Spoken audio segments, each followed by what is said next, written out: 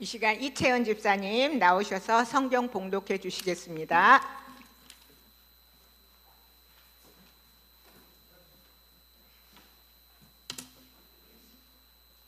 오늘 우리에게 주실 하나님의 말씀은 신약성경 갈라디아서 6장 17절 말씀입니다.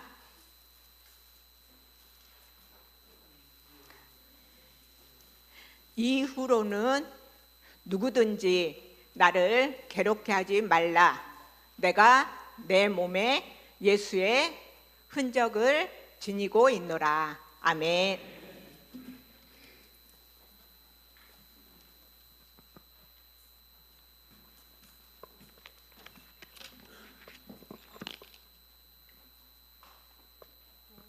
다음은 시간 순서에 따라 하나님께 예물 드리는 시간입니다. 이명재 집사님 헌금 기도해 주시고, 다음은 이정우 임혜숙 부부 집사님께서 특송해 주시겠습니다.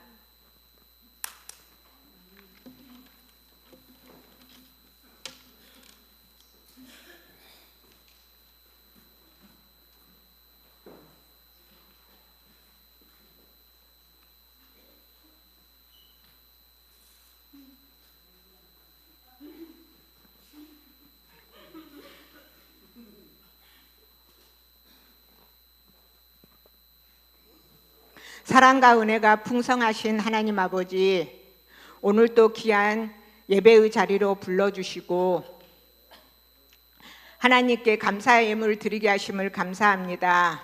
우리에게 생명과 구원의 은혜를 주신 하나님께 감사하는 마음으로 정성을 다해 예물을 올려드립니다. 주님, 저희가 드린 이 헌금을 기쁘게 받아주시고 하나님 나라의 귀한 일에 사용되게 하여 주시옵소서. 특별히 우리 농인부와 장애인 사역위에 주님의 은혜를 더하여 주셔서 복음이 더욱 힘있게 전해지게 하시며 세상 속에서 어려움을 겪는 많은 영혼들에게 위로와 소망이 전해지게 하여 주시옵소서. 이 헌금을 통하여 하나님의 사랑이 더욱 널리 전하게 하여 주시고 교회가 사랑과 섬김의 통로가 되게 하여 주시옵소서. 또한 예물을 드릴 모든 손길에 하나님의 은혜와 축복을 더하여 주시고 우리의 삶이 물질뿐 아니라 믿음과 사랑으로 하나님께 드려지는 헌신의 삶이 되게 하여 주시옵소서. 이 모든 말씀 우리를 구원하시고 지금도 우리와 함께 하시는 예수 그리스도의 이름으로 기도합니다. 아멘.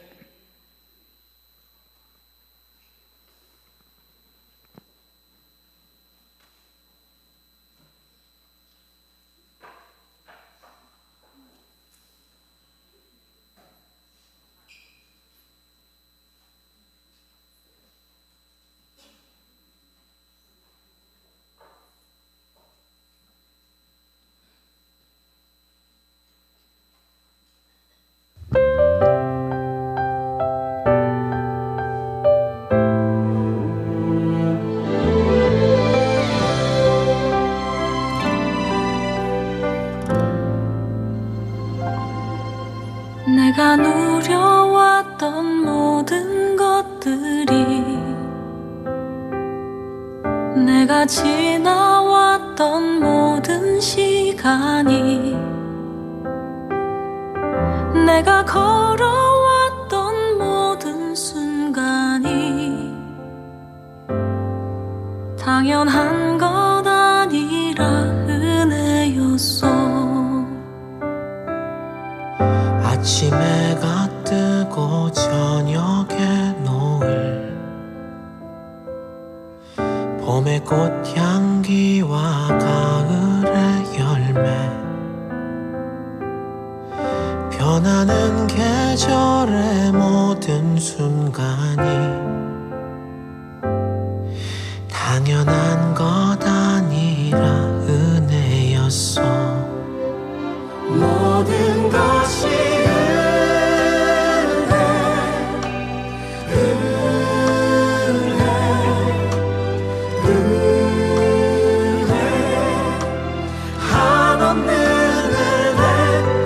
삶에 당연한 건 하나도 없었던 것을 모든 것이 은혜였소.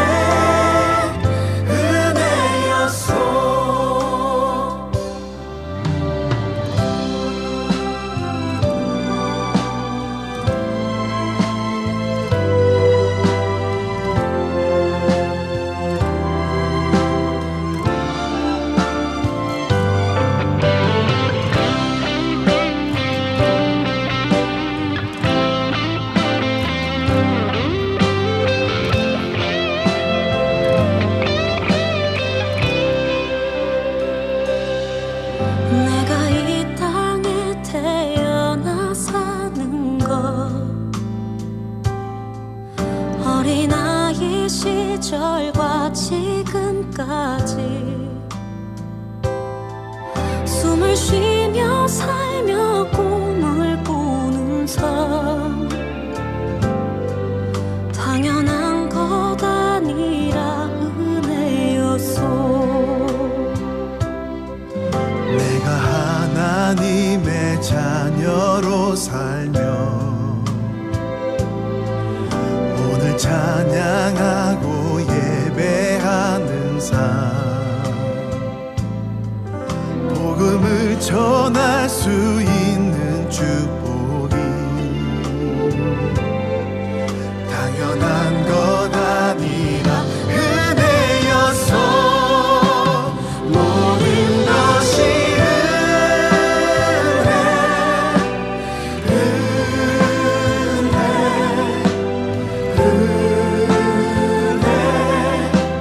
한없는 은혜. 내 삶에 당연한 건 하나도 없었던 것을 모든 것이 은혜였소.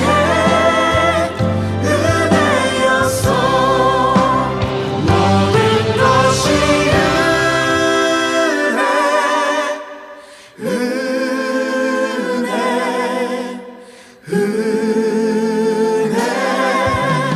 한없는 은혜. 내 삶에 당연한 건 하나도 없었던 것을 모든 것이 은혜였소.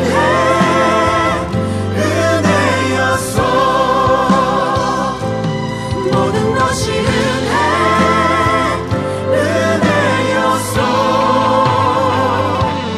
모든 것이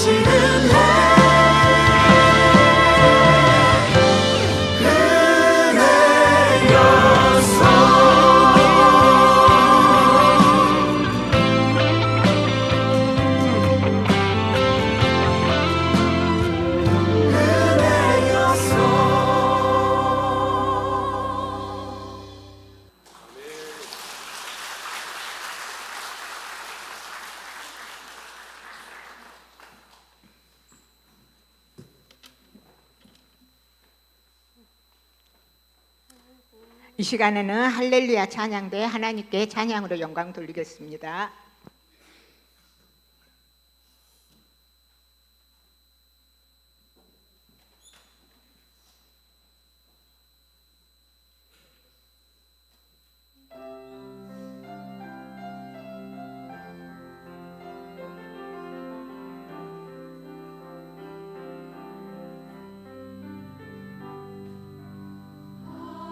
하나님의 음성을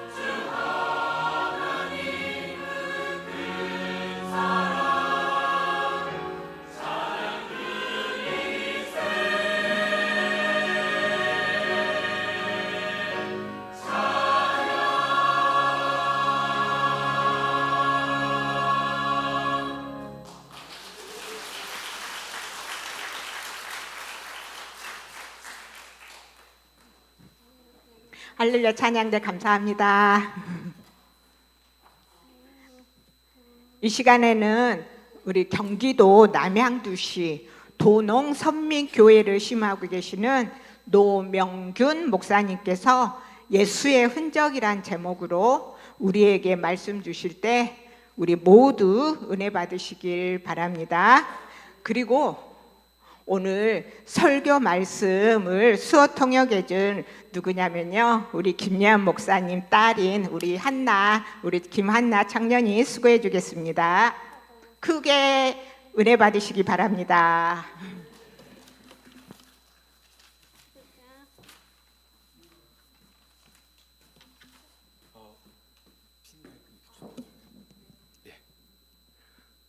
제가 이게 손 마이크를 잘 써가지고 부탁드리겠습니다.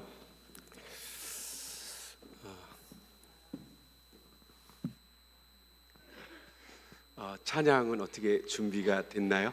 네, 반주해 주시면 우리 함께 모르시는 분들도 있을 텐데 함께 따라오면 금방 따라할 수 있을 것 같아요. 찬양할 때는 제가 왜 설교 전에 찬양을 하냐면 여러분과 제가 하나가 되기 위해서 서로 눈을 마주치고 눈이 서로 마음을 통하잖아요. 그래서 영도 통해서 하나님의 말씀이 여러분의 심령에 곱게 새겨질 수 있도록 우리 한번 찬양하고 같이 말씀을 진행하도록 하겠습니다.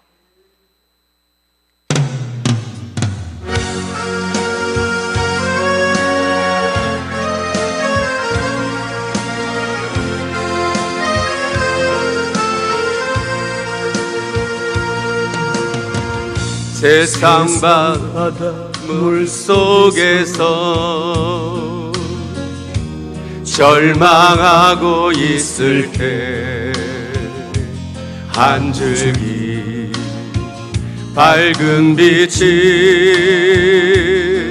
나에게 비추었네. 바닷가의 모래알처럼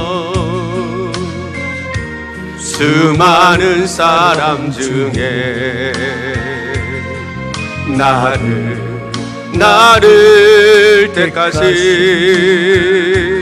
나의 주 나의 하나님,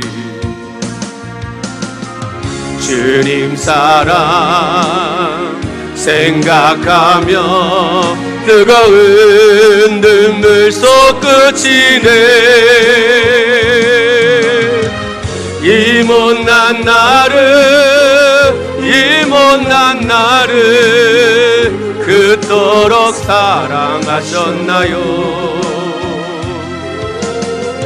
이 못난 나를 그토록 사랑하셨나요? 10,000번 더 죽어야 죄인 개수 나였건만 십자가 은총으로 구원의 길 여시었네. 헤아릴 수 없이 많은 추악한 죄악들을 모두 벗기신 나의 주 나의 하나님, 주님 사랑 생각하며 뜨거운 눈물 속 끝이네. 이 못난 나를 그토록 사랑하셨나요? 이 못난 나를 그토록 사랑하셨나요? 아멘. 우리 하나님께 영광을 박수하겠습니다.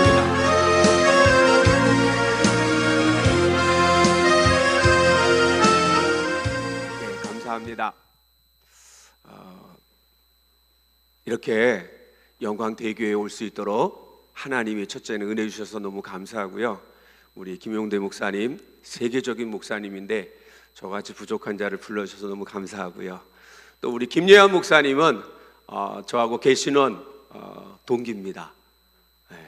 제가 30년 전에 여기 교육관에서 말씀을 증거해 달라고 그래서 30년 전에 제가 여기 와서 여기 본당에서는 아니고요, 교육관에서 농인부하고 같이 예배 드렸던 그 기억이 납니다. 저 아시는 분 있죠 혹시? 30년 전에는 다 없었나 보네요. 우리 옆 사람과 한번 이렇게 인사 한번 할까요? 잘생긴 것이 죄라면, 여기 성가대도 해주세요. 잘생긴 게 죄라면, 또 여자들에게 해야죠. 미인인 것이 죄라면, 당신은 무기징역감입니다. 여러분이 하나님의 나라에서는 가장 예쁘고 가장 잘생기고 정말 귀합니다. 이 세상에는 세 종류의 사람이 있습니다. 첫째는 예수님을 모르는 사람이 있어요. 이 안에는 다 예수님을 알기에 이렇게 헌신 예배에 온 것을 믿습니다. 그러나 이 교회 밖에는 예수님을 아직도 모르는 그런 사람들이 많아요. 그러나 여기에는 예수님을 다 아는 걸로 믿습니다. 두 번째는 예수님을 아는 사람이 있어요.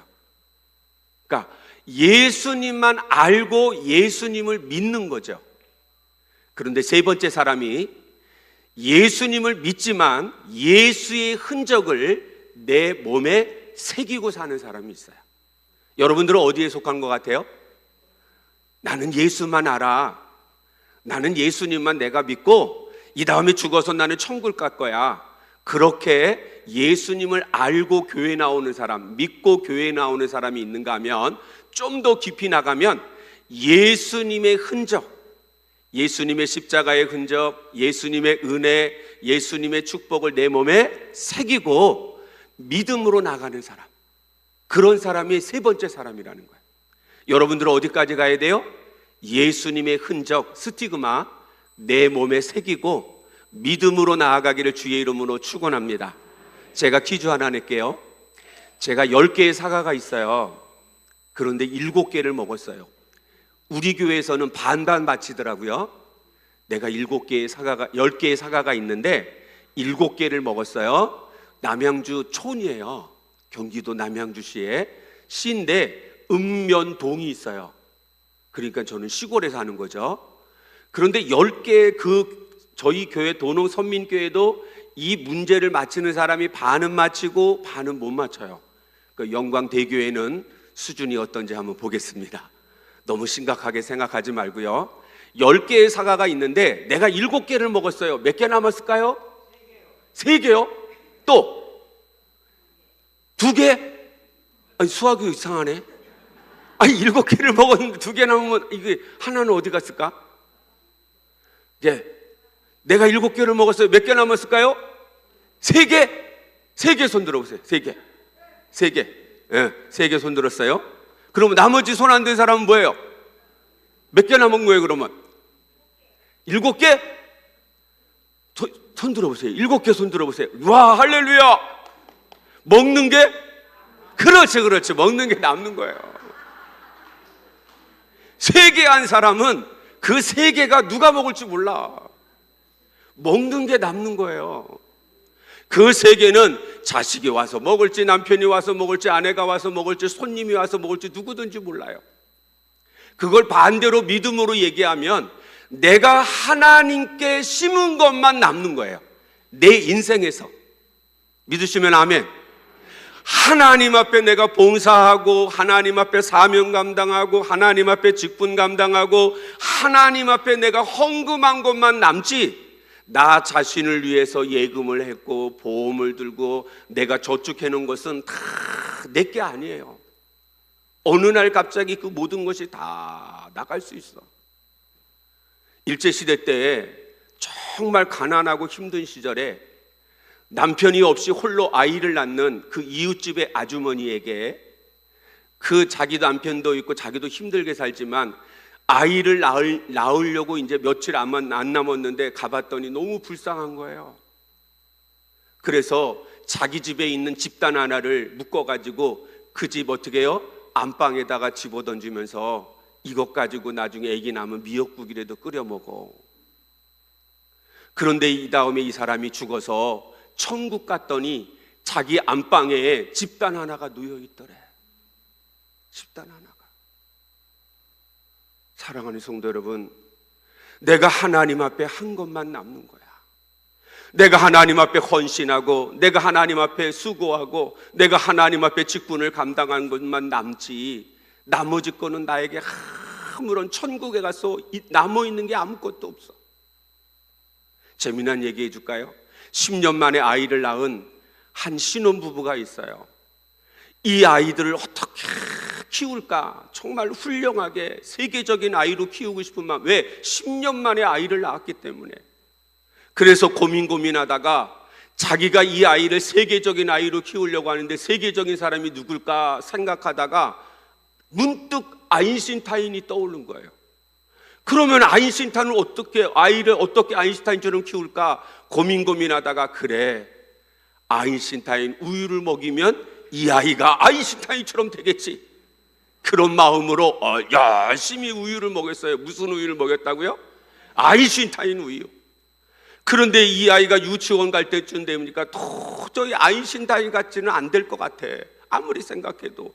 그래서 우유를 바꿨어요. 무슨 우유로? 그렇지. 어떻게 알았어요? 서울대라도 들어가라고 서울 우유로 바꿨어. 서울대를 들어가라고. 그 초등학교 들어갔더니 이 아이가 아무리 서울 우유를 먹여도 서울대는 못 들어갈 것 같대. 생각을 하세요, 여러분? 그래서 도저히 어떻게 이 아이를 우유를 바꿨어. 어느 우유로? 그렇지. 연세 우유로 바꿨어. 연세대로도 들어가라고. 연세대라도. 그래서 초등학교 때 열심히 연세대를 우유를 먹이면서 열심히 키웠는데 중학교 들어갈 때쯤 되니까는 도저히 연세대도 못 들어갈 것 같아.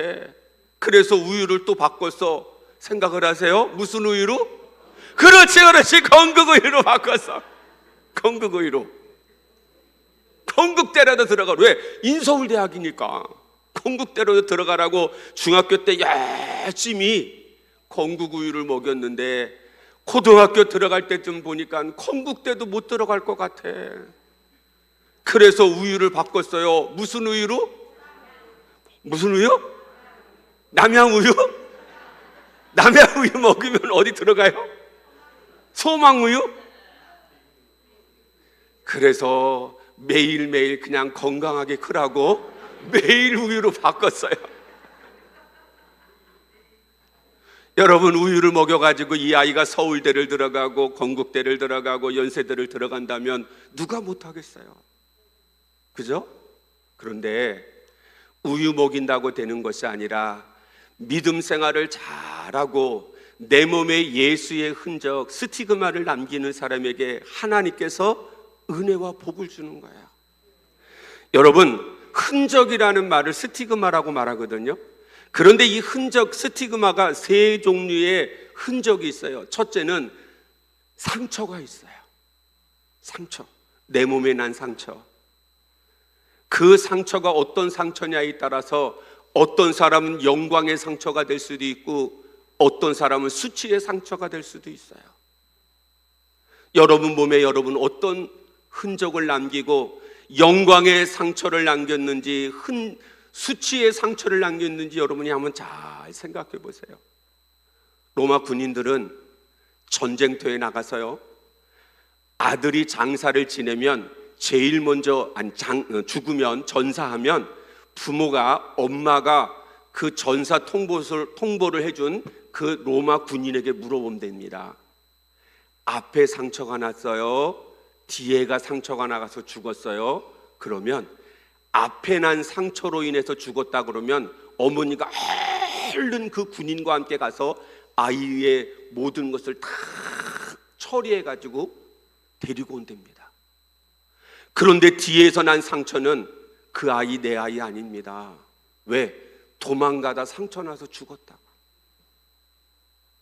앞에 난 상처는 치열하게 열심히 싸우다가 죽었기 때문에 앞에 난 상처는 영광의 상처라고 하고, 뒤에 난 상처를 수치의 상처라고 하는 거예요. 여러분이 이 영광 대교회를 통해서 여러분이 직분을 감당하고 사명을 감당하고 내가 봉사일을 하고 헌신할 때 과연 여러분의 몸엔 영광의 흔적이 남아 있는가 한번 생각해 보는 시간을 갖기를 원합니다. 예수님의 흔적이 스티그마인데 그 스티그마가 영광의 상처인지 수치의 상처인지는 여러분이 신앙생활하고 믿음생활하면서 한번 깨달아 보셔야 돼요.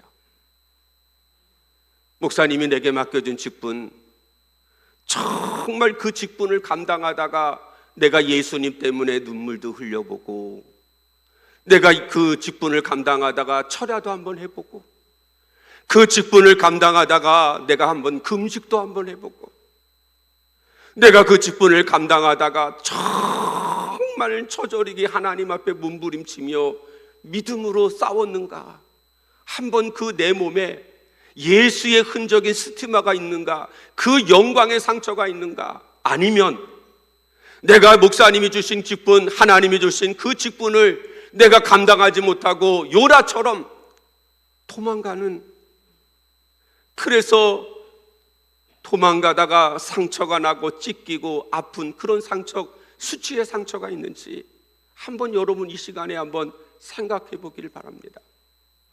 여러분, 흔적이라는 말은 두 번째는 낙인이라는 말이에요. 짐승에게 불도장을 찍는 낙인처럼 그런 뜻이 있어요. 세 번째는 문신도 어떻게 해요? 하나의 흔적입니다. 스티그마. 저는 여기 여러분들에게 말하고 싶어요. 과연 여러분의 신앙 속에서, 믿음 속에서 예수님의 흔적인 스티그마가 있는가?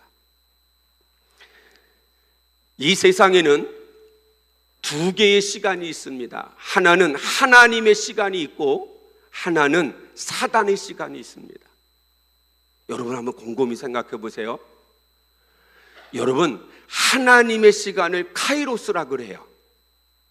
하나님이 주신 기회를 카이로스라고 하는데, 그 기회를 붙잡을 때는 하나님께서 그 카이로스를 통해서 여러분과 저에게 하나님의 크신 은혜와 복이 임하지만, 반대로 사단이 주는 시간이 있는데 똑같은 시간이에요. 똑같이 시간이 흘러가는데 또 하나는 크로노스라고 하는 시간이 있어요. 그 크로노스의 시간은 뜻은 흘러가는 시간, 빼앗기는 시간, 없어지는 시간을 크로노스라고 그래요. 여러분이 신앙생활하고 믿음생활하면서 이 영광 대교회를 섬기면서 과연 나는 카이로스라고 하는 그 시간 속에서 하나님이 주신 그 기회를 붙들고 믿음으로 나아가다 보면 예수님의 흔적이 내 몸에 새길 때가 있어요. 그런데 영광 대교회를 섬기면서 나는 그 직분 싫어요, 나는 편하게 신앙생활 할래요, 나는 안 할래요, 나는 시간이 없어요, 나는 못해요. 그래서 어떻게 해요? 크로노스라고 하는 내 인생에서 10년이 가고 20년이 가고 30년이 가면서 계속 시간이 흘러가는 거예요. 그냥 빼앗기는 거예요. 누구에게? 사단에게. 그러니까 제가 처음에 말한 것처럼 두 번째, 내가 예수님만 알고 교회에 나오는 것, 그냥 믿음 생활만 하는 것이 어떻게 해요? 그냥 그것이 10년이 가고 20년이 가고 30년이 가도 똑같아요. 변화가 없어. 내 몸에 예수의 흔적이 없어. 여러분, 예화 하나만 드릴게요. 김용대 목사님한테 여러분 말씀 공부도 많이 하시고 좋은 말씀 많이 듣고, 저는 그냥 헌신 예배니까 은혜만 끼치다가 갈게요. 예화도 하면서. 그 북한에 일제시대 때 북한에 한 무당이 살았어요. 그 무당은 정말로 용하고 정말 박식하다고 하는, 그래서 그 이웃말이나 이웃말에서도 그 무당의 말이라면 모두 다 순종을 해요. 얼마나 용한지 몰라요. 그런데다가 더 용한 것은 남자라는 거예요. 남자 무당을 뭐라 그래요? 아, 여기는 거룩하시고 의로우시고 자비로우셔서 모르시는구나. 박수무당을 뭐라 그래요? 남자 무당을 박수무당이라고 하는 거예요. 남자 무당인데 또 얼마나 더 실력을 하냐면 앞이 안 보여요. 그래서 이 사람이 얼마나 훌륭하냐면, 얼마나 대단하냐면 본부인이 있는데도 불구하고 첩이 2명이나 있어요. 아니, 그 훌륭하지 않아요? 대단하고 능력 있으니까 2명의 후처를. 돈도 많아야 되겠죠. 힘도 있어야 되겠죠. 그런데 이분이 이 마을 저 마을에 그렇게 묘하고 점을 잘 친다고 하는 소문이 나가지고 얼마나 많은 사람들이 오는지 몰라요. 하루는 이분이 구슬하는데 지나가다가 미국인 선교사 부인이 그 모습을 보게 된 거예요.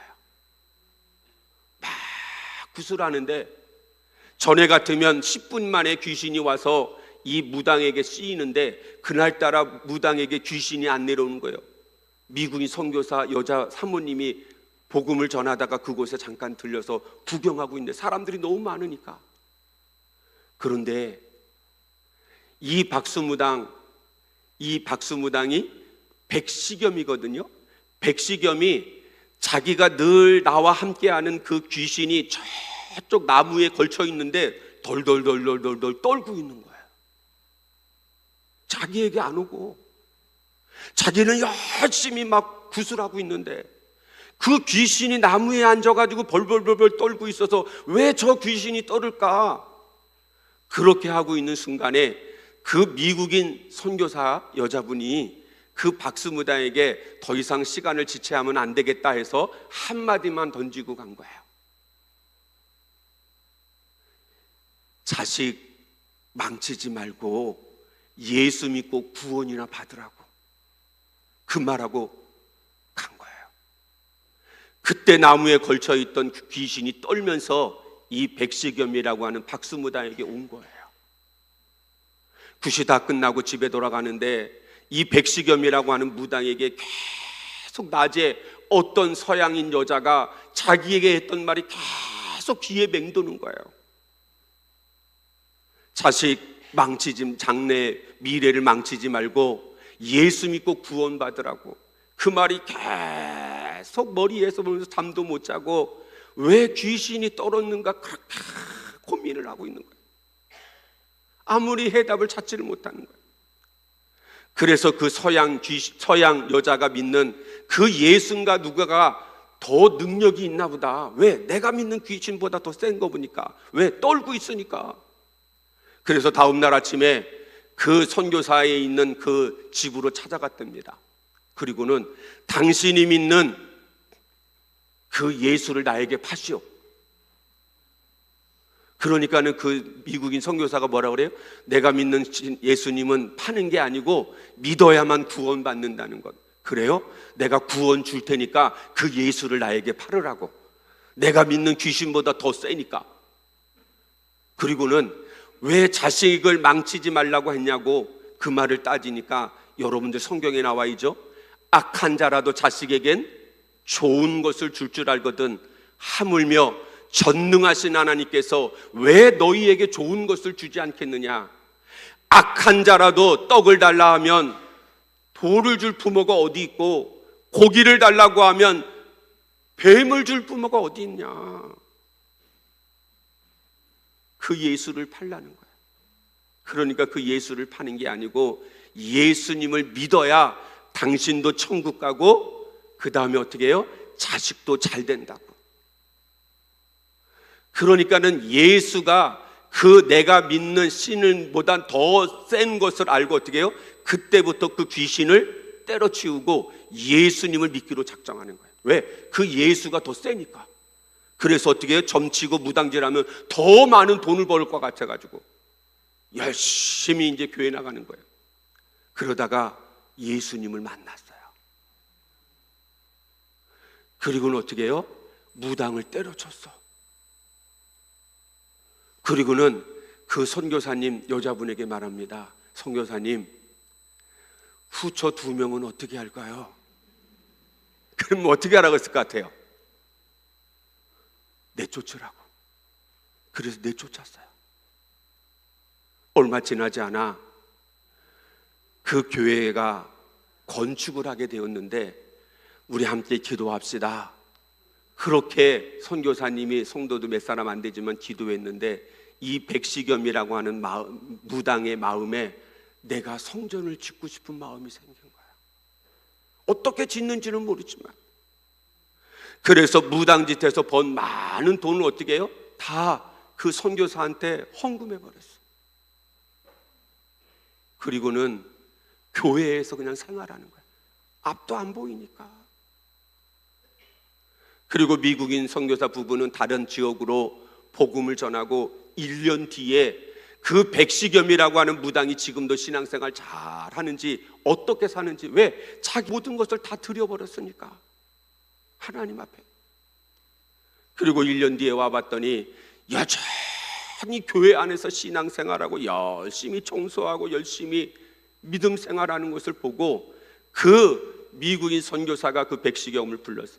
선생님, 내가 1년 전에 당신이 그렇게 믿음 생활하고 헌신한 것을 알고 내가 미국인 선교사, 미국에 있는 본부, 선교 본부에다가 편지를 보냈는데 당신의 아들, 하나밖에 없는 아들을 미국에 유학을 보내면 모든 비용과 모든 것을 다 미국인 선교본부에서 다 해결해주고 비행기 티켓을 보내왔는데 어떻게 할까요? 여러분 같으면 어떻게 해야 돼요? 여기 성가대는 아무 말도 없네. 보내야 돼요? 안 보내야 돼요? 보내야지. 그리고는 미국에 유학을 보내서 거기서 박사학위를 땄고 우리나라에 와서 초대 연세대 총장을 지낸 백낙준 씨가 바로 그 백시겸의 아들입니다.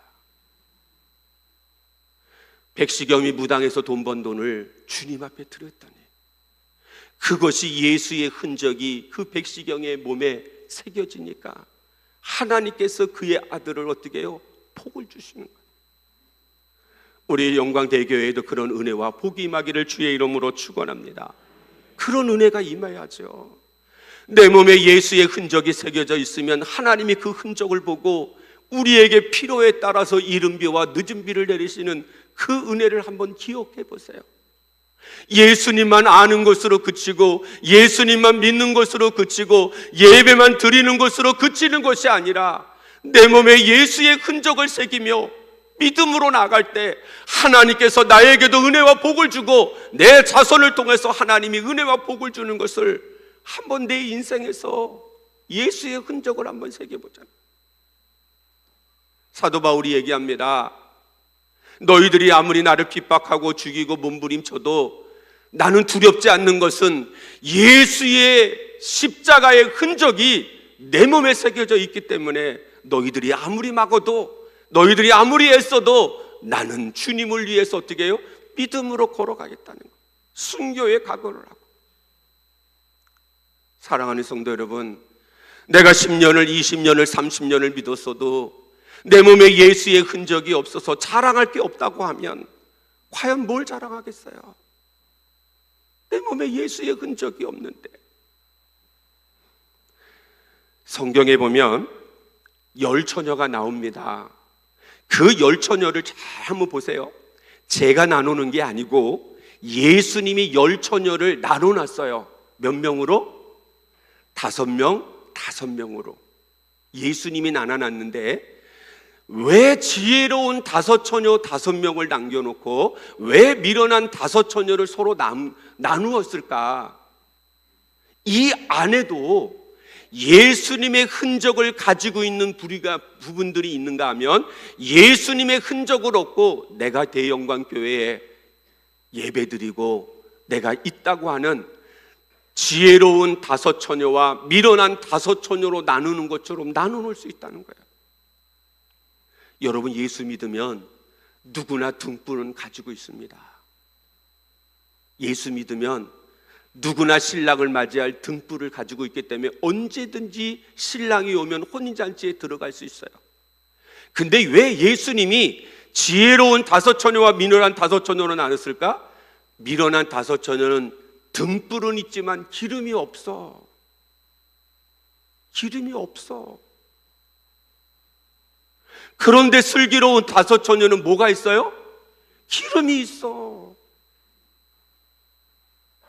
신랑이 더디 오니까 등불이 다 꺼져버리고 지쳐서 힘들고 어려우니까 다 자고 있을 때 신랑이 온다라는 소식을 듣자마자 불이 다 꺼져 있던 10명의 처녀들이 동시에 일어나서 등불을 켜려고 하는데, 슬기로운 다섯 처녀는 기름을 따라서 어떻게 해요? 자기의 기름을 따라서 등불을 켰지만 미련한 다섯 처녀는 기름이 없네. 그러니까 슬기로운 다섯 처녀들이 미련한 다섯 처녀들이 슬기로운 다섯 처녀들에게 구워달라고 그러잖아요. 돌라고. 그럴 때 슬기로운 다섯 처녀가 말하잖아요. 가서 사와라. 우리 것도 부족하다. 여러분, 기름이 뭔지 아세요? 내 몸에 예수의 흔적을 새기기 위해서 기도의 기름.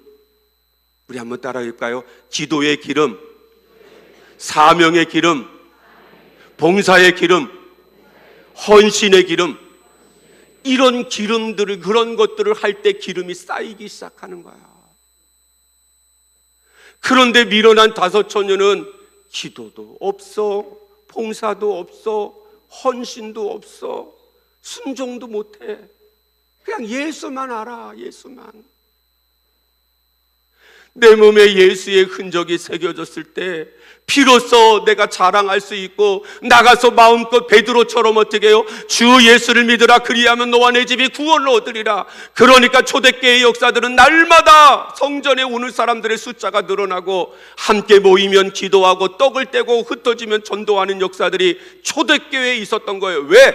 예수의 흔적을, 그 120명이 예수의 흔적을 몸에 새기고 있기 때문에 죽음이 두렵지 않고, 핍박이 두렵지 않고, 매 맞는 것, 감옥에 가는 게 두렵지 않은 거예요. 우리 여대 영광대교회는 예수의 흔적을 내 몸에 새기기를 주의 이름으로 축원합니다. 주님 앞에 섰을 때 내가 자랑을 해야죠. 자랑을 해야죠. 예수님이 십자가에서 죽으시면서, 말씀을 제가 찾지는 않겠습니다. 빌립보서 2장 6절에서 7절에 보면 예수님이 어떻게 해요? 하나님의 보좌를 버리고 사람의 몸을 입고 이 땅에 오신, 모든 영광을 버리고 사람의 모습으로 이 땅에 온 것 자체가 어떻게 해요? 예수의 흔적을 자기 몸에 새긴 거예요. 손에 못자국 난 것이 흔적이고, 머리에 가시면류관을 쓴 것이 흔적이고, 배에 장자국이 난 것이 흔적이고, 발에 못자국이 난 것이 흔적이지만, 예수님에게 가장 큰 흔적은 하나님의 보좌를 버렸다는 거예요. 여러분, 고린도후서 11장에 보니까 사도 바울이 자기 자신을 자랑합니다. 내 몸에는 예수의 흔적이 새겨져 있는데, 그가 1차, 2차, 3차 전도 여행을 하면서 수많은 감옥도 갇히고 고난도 당하고 죽을 고비도 당하고 배가 파산하기도 하고, 40에 하나 뺀 39대의 매를 많이 맞으면서 끝까지 주님을 위해서 나가는. 그러니까 영광대교회 성도님들, 내 몸에 예수의 흔적. 연초마다 직분을 줍니다. 구역장에 직분을 주든 어떤 직분을 주든 그 직분이 어떻게 해요? 내가 감당하는 동안에 눈물도 흘릴 수 있고, 외로움도 당할 수 있고, 어려움도 당할 수 있고, 힘든 일도 겪고, 때로는 버거워서 몸부림치도 있지만, 그때마다 내 몸에 하나하나에 예수의 흔적이 새겨지면서 하나님께서 그 얘기를 열어주시는 거예요. 믿으시면 아멘? 믿으시면 아멘? 여러분, 신앙생활은 장애하고 상관이 없어요. 하나님이 예수 그리스도를 통해서 3년 반 동안 복음을 전하면서 병든 자, 가난한 자, 소외당한 자, 없는 자를 찾아다니면서 계속 고쳐주십니다. 우리가 예수님을 만나면 내 인생은 끝나요. 한 가지 예를 드릴게요. 사람과 사람이 만나면 무슨 일이 벌어질까요? 사람과 사람이 만나면 역사밖에 안 남습니다. 역사밖에. 그런데 사람이 하나님을 만나면 무슨 일이 벌어질까요? 기적이 일어납니다. 기적을 원하시면 아멘. 그러면 하나님을 만나야 돼요. 예배 드리러 와서 사람만 만나면 안 됩니다. 내가 봉사하고 사명 감당하고 직분을 감당하면서 사람만 만나고 가면 안 돼요.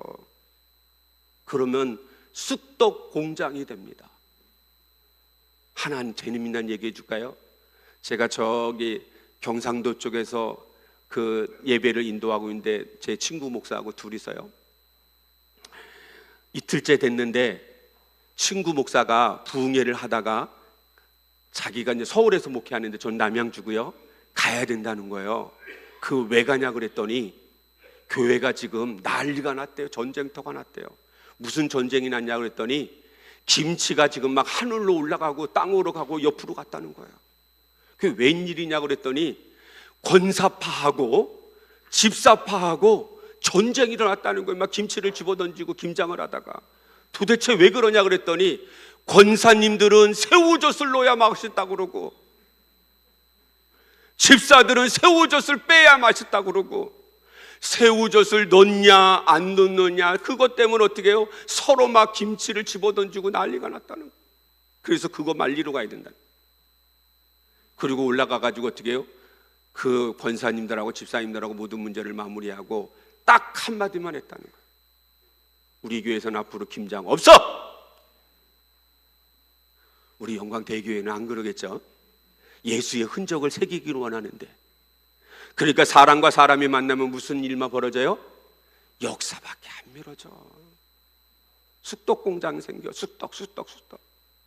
그런데 내가 직분을 감당하고 사명을 감당하고 내가 봉사할 때 하나님을 그곳에서 만나야 기적이 일어나고 은혜가 임하고 하나님의 축복이 임하지. 그런 역사가 일어나기를 주의 이름으로 축원합니다. 하나님을 만나야 돼. 여러분 기도할 때도 누구를 만나야 돼요? 하나님 만나야지. 사람 만나러 오면 안 되잖아요. 내가 봉사하러 와서도 사람 만나면 안 되잖아.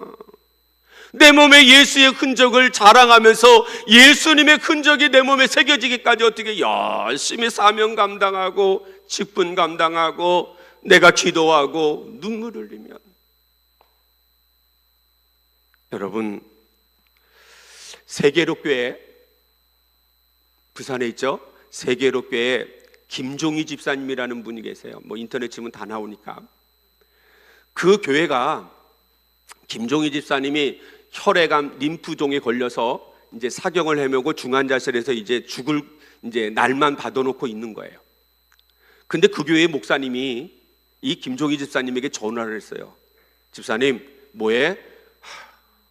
오만 것들을 다 얘기하겠죠. 그랬더니 그 목사님이 딱 한마디만 한 거예요. 집사님 거기서 죽을래? 예배드리다 죽을래? 여러분은 어떤 거 택할 거예요? 예배드리다가 죽겠다 손 들어보세요. 와 할렐루야. 성가대는 없어요? 그럼 예배 안 드리다가 그냥 중환자실에서 꽥 해버려 그냥? 아유 그러면 안 돼. 그러니까 하나님을 만나려면 내가 예수의 몸을 십자가에 새겨야지 돼. 그 말 한마디에 김종희 집사님이 몰래 환자복을 입고 부흥 집회에 참석해서, 제가 부흥회 한 건 아니고요, 집회에 참석하면서 맨 앞자리에 앉아서 눈물로 예배를 드리는 거예요. 준비 찬양할 때도 뭘로 예배 드릴까요? 찬양할까요? 눈물로 찬양을 해요. 목사님의 말씀 한마디 한마디가 이제 내가 못 들어볼 수 있는데 목사님의 그 말씀 한마디 한마디가 눈물을 흘리면서 그 말을 듣고 성가대의 찬양도 기도 소리도 목사님의 설교도 목사님의 강고도 목사님의 축도도 눈물을 흘리면서 드리는 거예요. 부흥 집회가 다 매 시간마다 그렇게 하고 부흥 집회가 끝난 뒤에 그분의 병이 고쳤을까요? 안 고쳤을까요? 고쳤으니까 제가 얘기하지. 인터넷 쳐보세요. 안 나오나 그분이. 그분이 자기 몸에 이제 예수의 흔적을 생기잖아요. 하나님을 만나서 고침받았으니까 그때부터는 이분이 변화되어서 전도하기 시작하는 거예요. 한 해에 500명씩 전도해. 와, 나도 그런 분 우리 교회 오면 좋겠어. 우리 영광 대교회도 그렇지 않아요? 예수의 십자가의 흔적, 예수님의 흔적을 내 몸에 새기면 그런 일들이 일어난다는 거예요. 그래서 매번 만나는 사람들마다 교회로 다 데려오는데, 그러니까 하도 전도회다 보니까 사람이 이제 무관심해지니까 이분이 어떻게 김종희 집사가 관심을 끌기 위해서 여잔데 머리를 밀었어. 중처럼. 여러분 인터넷 치면은 이 머리 빡빡 민 김종희 집사가 나와요.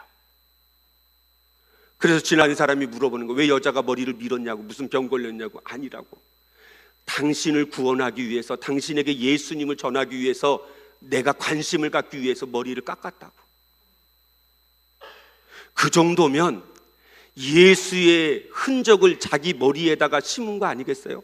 여자가 머리를 깎는다는 것. 여러분 사람 만나러 교회 오면 안 돼요. 그러면 아무런 것도 없어. 하나님을 만나야지. 내 몸에 예수의 흔적을 새기고 믿음으로 나갈 때 하나님께서 우리의 길을 열어주시고 하나님께서 역사하시지. 여러분에게 그런 은혜와 복이 임하기를 주의 이름으로 축원합니다. 한 가지만 더 간증하고 마칠까 합니다. 아쉬우면 다음에 제가 또 올 수도 있으니까 30년 뒤에 제가 할아버지가 돼서 춘천에 가면 한마음교회가 있어요.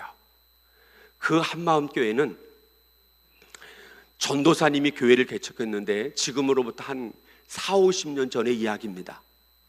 전도사님이 개척했으니까 얼마나 조그만했겠어요, 교회가. 그 교회에 한 엿장수가 교회에 나가면 자기 집주인 월세를 사는데, 엿장수가 월세를 사는데 아침부터 밤늦게까지 성실하게 일해도 월세를 못 내. 아들이 3명인데 끼니도 제대로 해결을 못해. 자기는 늘 공고하게 옷 한 벌을 사입지 못하고 애들도 사입지 못하고 학교도 겨우 보내요. 그런 환경에서 이 엿장수가 자기 주인집을 보니까 주인집이 교회를 다니는 것 같은데, 아, 교회 다니면 이렇게 복을 받는가 보다 생각을 하고 어떻게 해요? 교회를 나간 거예요. 자기 딴에는 깨끗한 옷으로 남의 주선 거지만 교회를 나갔는데, 주일날 나갔는데 처음 교회 나간 사람이 찬양이 들어오겠어요? 기도가 들어오겠어요? 설교가 들어오겠어요? 아무것도 안 오고 그냥 가만히 있다가 강고 시간에 목사님이 전도사님이 강고를 하는데 그것만 딱 들어오더래요.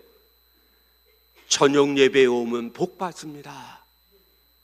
그 얘기만 듣고 저녁 예배에 또 가는 거예요. 뭘 받으려고? 복 받으려고. 저녁 예배에 갔더니 설교 들어올까요? 안 들어올까요? 기회? 안 들어. 찬양은 안 들어. 예배가 뭔지도 몰라.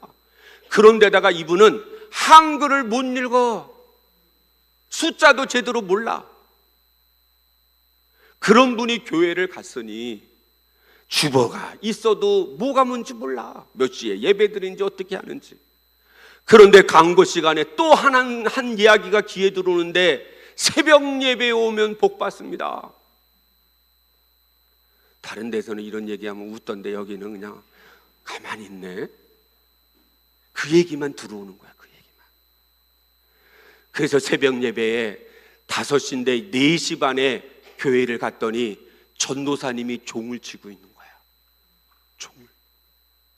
걔 전도사님한테 물어봤어요. 이 엿장수가. 전도사님, 왜 전도사님이 새벽종을 쳐요? 집사님들도 있는 것 같은데. 그랬더니 전도사님 뭐라고 하는지 아세요? 종 치는 집사가 시험 들어가지고 종 안 친대. 그리고는 안 나와 불써. 그러니까 전도사님이 새벽 4시 반에 총 치는 거예요. 그러니까 이 엿장수가 어떻게 해요? 전도사님한테 물어보는 거예요. 혹시 그 종 제가 치면 안 될까요? 여러분 같으면 어떻게 할까요? 쳐도 돼요? 안 쳐도 돼요? 성가대 쳐야 돼요? 안 쳐야 돼요? 쳐야죠. 그 전도사님이 한마디 했대요. 집사님처럼 삐져가지고 안 나오면 안 돼요. 그랬더니 걱정하지 마시라고. 그분이 새벽종을 치면서 비가 오나 바람이 부나 태풍이 부나 새벽종을 계속 치면서 예배란 예배는 다 참석하는 거예요. 뭐 때문에? 복 받으려고. 아직까지 하나님을 못 만났어. 그냥 종치고 예배 드리는데 뭐가 뭔지 몰라. 몇십 년 가까이 물장수를 했지만 월세도 못 내고 끼니도 제대로 못 끄고 그 명절이 돼도 양발 하나 못 신는 매일 헝겊만 신는 그 엿장수가 3년이 되니까, 여러분 놀랄 준비하세요. 3년이 되니까 논 2마지기하고 밭 3마지기를 살 수 있는 돈이 생기더래. 아멘 소리가 이렇게 적어. 여러분 나도 그렇게 복을 받아야 되지 않아요? 그래야 주님을 위해서 쓰시고 주님의 영광을 위해서 쓰지. 그래서 그것을 너무 감사하고 너무 좋아가지고 전도사님한테 그게 찾아와가지고, 전도사님 제가 이렇게 3년간 열심히 했는데 그전에는 월세도 못 내고 그냥 끼니도 못 굴고 양반 하나 못 신었는데 이렇게 하나님의 은혜 속에서 사니까 하나님이 논 2마지기 하고 밭 3마지기 살 수 있는 돈을 줬는데 어떻게 할까요? 전도사님한테 물어봤어. 여러분 같으면 어떻게 해요? 입 싹 닫고 그냥 내 마음대로 해야겠지. 안 그럴 거라고 저는 믿어요. 그랬더니 전도사님이 뭐라 그랬겠어요? 자식을 위해서 하나님 앞에 한번 심어보세요. 그래가지고 엿장수가 시험 들어가지고 전도사님한테 얘기도 안 하고 그냥 나와버렸더래. 그 집에 가가지고 일도 안 하고 하루 종일 우는 거예요. 밤에도 잠도 못 와. 그리고 새벽 예배에 종치러 갔을까요? 안 갔을까요? 어이 어떻게 알아요? 이제는 좀 뭔가 통하는 것 같아. 갔어요. 그래도 새벽 예배 종치러 가가지고 4시 반에 종을 쳤어요. 땡그랑. 그리고 예배가 끝나자마자 전도사님이 들어가서, 전도사님 했더니 들어오라고 흰 봉투를 내밀면서, 정말 주님이 내 자녀들을 책임지지요? 그래, 하나님 앞에 우리 함께 기도합시다. 여러분 나중에 어떻게 됐을까요? 그렇죠, 잘 됐으니까 제가 얘기하지. 첫째 아들은 목사님이 됐어요. 여러분 목사님 마음대로 되는 게 아니에요. 둘째 아들은 교수가 됐어요. 40-50년 전에. 셋째 아들은 해군 장교가 됐어. 여러분 내 몸에 뭐가 새겨져야 돼요? 예수의 흔적이. 여러분 각자의 재능대로, 각자의 달란트대로, 각자의 직분대로, 각자의 사명대로 하나님이 내 몸에 예수의 흔적을 새기고 믿음으로 가다 보면 하나님을 만나는 그 순간에 반드시 기적과 능력이 나타납니다. 우리 농인부 성도님들에게도 이런 은혜가 임하기를 주의 이름으로 축원합니다. 우리 영광대교회 모든 성도님들에게도 이런 은혜가 임하기를 주의 이름으로 축원합니다. 나중에 제가 60이 되고 70이 되면 남는 거요, 예수의 흔적밖에 안 남아. 내 몸에 상처가 나고 내 몸에 찢기고 내 몸에 아픈 흔적, 수술 자국만 남는 것처럼 여러분의 인생에 60, 70, 80이 됐을 때 과연 나는 주님을 위해서, 영광대교회를 위해서, 특별히 내가 섬기는 담임 목사님 김용대 목사님을 위해서 과연 내 몸에 무엇을 새기고 있을까? 사람을 만나는 게 아니라 하나님을 만나 내 몸에 예수의 흔적을 새기는 놀라운 은혜가 우리 영광대교회에게 임하기를 주의 이름으로 축원합니다. 축원합니다. 기도하겠습니다. 사랑의 하나님, 좋으신 하나님, 사도 바울이 그랬듯이 모세가 히브리서에 보니까 애굽의 금은 보화보다 하나님의 상을 바라보고 바로 왕의 공주의 아들이라 칭함을 거절하고 하나님의 자녀로 사는 것이 낫겠다고 한 것처럼 우리도 내 몸에 예수의 흔적을 새기고 믿음으로 나가다 보면 때로는 어려움도 있고 고난도 있고 환난도 있지만 그때마다 사람을 만나는 것이 아니라 하나님을 만나 기적을 체험하는 간증의 주인공들이 되게 하시고 체험의 주인공들이 되게 하시고 기적의 주인공들이 되게 하셔서 영광대교회의 모든 사람의 입에 오르내리는 축복의 통로가 되는 귀한 성도님들 되게 하여 주시옵시고 농인부의 모든 성도님들에게 정말 하나님을 만나 그의 삶과 그의 자녀들에게 하나님의 놀라운 축복이 임하는 농인부 귀한 성도님들 되게 하여 주시옵소서. 온전히 하나님께서 은혜와 복을 주심을 믿고 예수님의 이름으로 기도하옵나이다. 아멘. 감사합니다.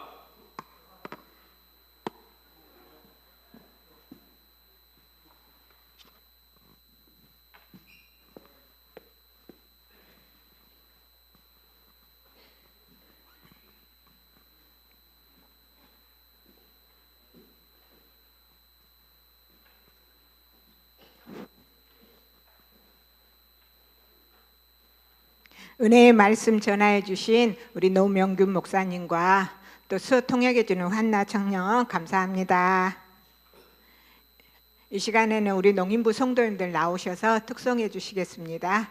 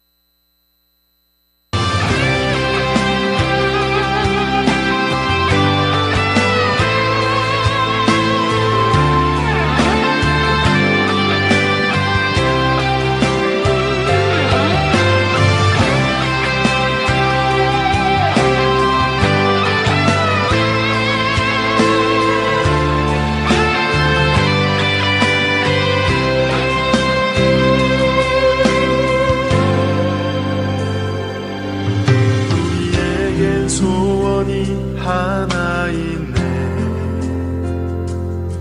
주님 다시 오실 그날까지 우리 가슴에 새긴 주의 십자가 사랑 나의 교회를 사랑케 하네.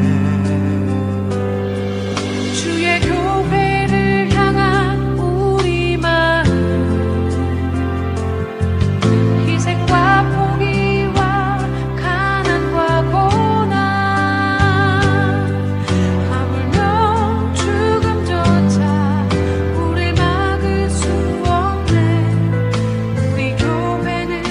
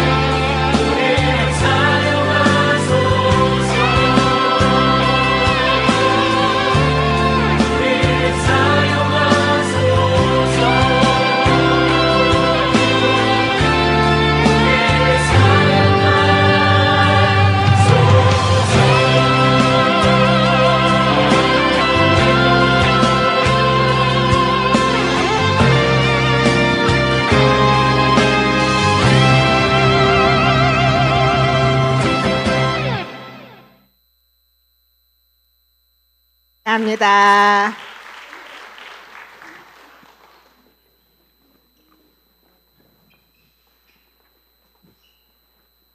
언제나 우리 농인부를 아껴주시고 사랑해주시는 우리 김용대 목사님, 그리고 비롯한 또한 장로님, 그리고 부교육자님들, 그리고 모든 우리 성도님들께 진심으로 감사드립니다. 앞으로도 저희 농인부의 성장을 위해 많은 기도 부탁드립니다. 이 시간 담임 목사님 나오셔서 강구해 주시고 이후에 순서 마무리해 주시겠습니다.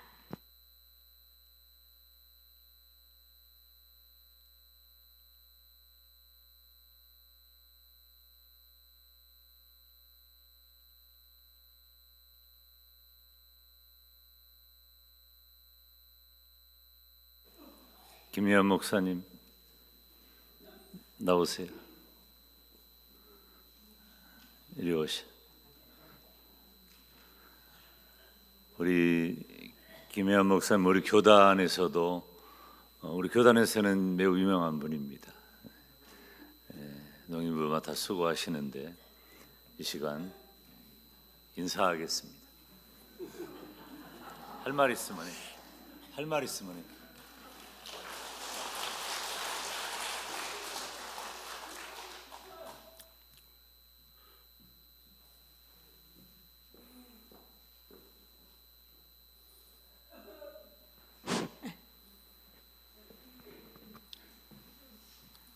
안녕하십니까 우리 모든 성도님들.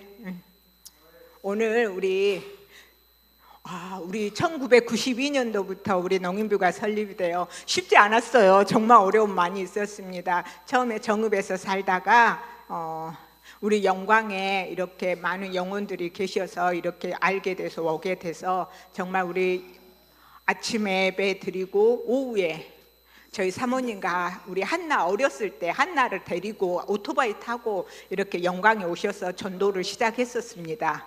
그렇게 시간이 흘러서 벌써 31년이라는 시간이 흘렀습니다. 네, 하나님 정말 감사하고 놀라운 은혜로 또한 이렇게 특별히 우리 담임 목사님 만나서 너무 많은 도움 주셔서 너무너무 감사합니다. 또 우리 장로님들과 또 모든 분들 성도님들 너무너무 감사합니다. 항상 은혜 잊지 않고 특별히 저희 우리 목사님 위해서 기도 부탁합니다. 박수 부탁합니다.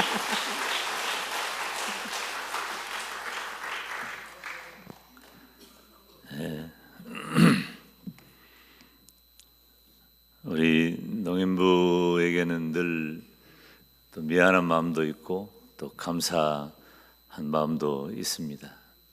우리 교회 모든 식구들이 평소에는 잘 표시 안 하는 것 같아도 늘 여러분을 생각하고 배려하고 또 사랑합니다.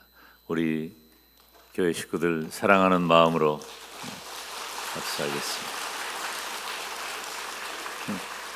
우리는 이렇게 해야 된가? 이게 박수래요.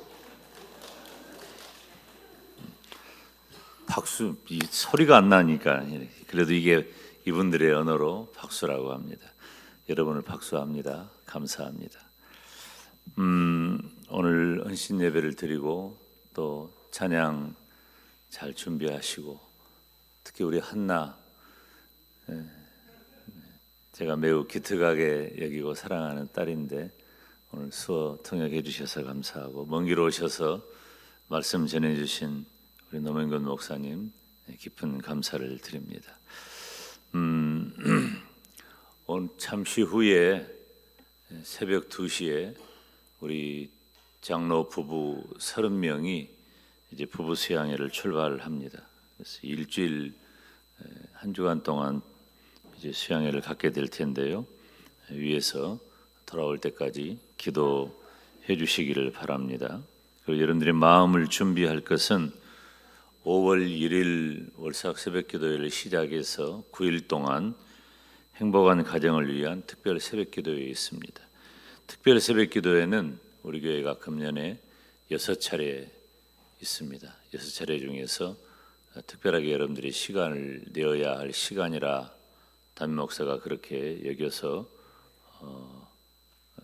정한 기도 시간이니까 여러분들이 마음을 잘 준비하시고 시간도 환경도 특별히 새벽기도에 집중하셔서 이번에는 이제 우리 가정, 특별히 우리 자녀손들 마음에 품고 기도하는 시간입니다. 준비해 주시기를 바랍니다. 5월 7일 날 효도관광이 있는데요. 청춘실버대학과 함께 우리 교회 친교부가 진행을 합니다. 우리 교회 70세 이상 되신 성도님들은 다 참석하실 수 있도록 해주시고, 구역에서도 또 권면해 주시고, 아브라함의 한나회는 다 참석해 주시면 정성껏 준비해서 진행하도록 그렇게 하겠습니다. 하나님께서 우리 모두에게 이번 한 주간 동안도 크게 은혜해 주시기를 바랍니다. 다니엘의 원래 및 친교회가 25일 토요일 낮 12시에 회장이신 이승용 장로님 자택에서 있습니다. 기억해 주시기를 바랍니다. 우리 교회 사명 선언문 함께 읽으실까요? 우리의 사명은 여러분의 영혼을 찾아 하나님을 섬기며 이웃을 사랑하는 공동체를 이루는 것이다. 아멘. 다 일어서서 찬양합시다.